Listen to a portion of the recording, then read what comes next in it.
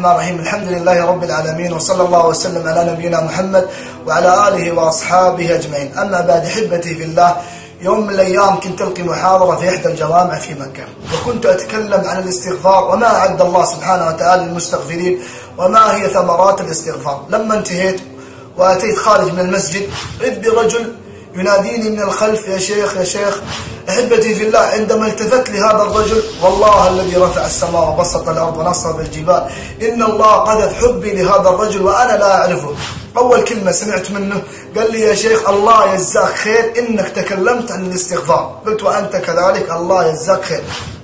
قال: يا شيخ، أبذكر لك قصة لي حصلت لي أنا، أبذكر لك شيء عني، والله ما أقولها رياء ولا سمعة، إنما أبغاك تنقلها للناس وتعلم الناس إيش فضل الاستغفار، وكذلك وما عد الله سبحانه وتعالى للمستغفرين.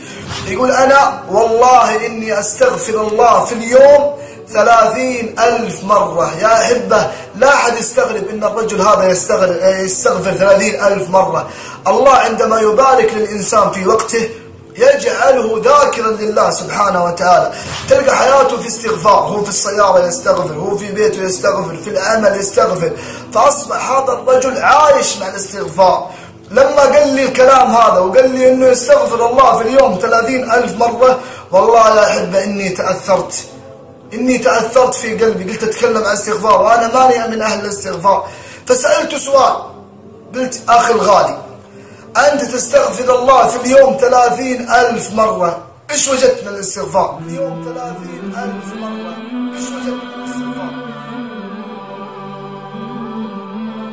وأن استغفروا ربكم ثم توبوا إليه يمتعكم متاعا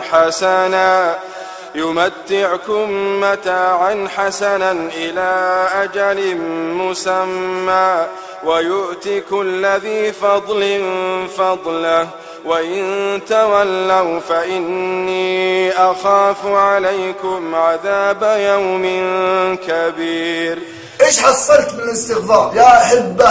يا مهموم، يا مغموم، يا من أصابك الضيق والطفش والزهق والنكد، يا من أصابك الدين، يا من لك حاجة، اسمع ماذا قال هذا الرجل الذي عاش مع الاستغفار وأكثر من الاستغفار. اسمعوا يا أحبة ماذا قال. يقول هذا الرجل، والله يا أحبة، يقول: والله يا شيخ ما رفعت يدي إلى الله ولا طلبت الله حاجة إلا قضى الله حاجتي. فقلت: استغفروا ربكم إنه كان غفارا، يرسل السماء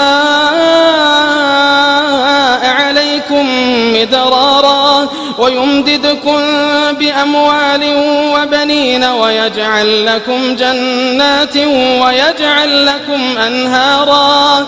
ما لكم لا ترجون لله وقارا، وقد خلقكم أطوارا. ألم تروا كيف خلق الله 7 سماوات طباقا، وجعل القمر فيهن نورا، وجعل الشمس سراجا. الله أكبر يا أحبة. إنسان دقائقه وثوانيه وحياته كلها مع الله وفي الاستغفار. يستغفر الله، يستغفر الله، يستغفر الله في عمله، يستغفر الله في بيته، يستغفر الله في سيارته، يستغفر الله في طريقه. فالله سبحانه وتعالى ما خيبه ولا تركه، إنما استجاب الله سبحانه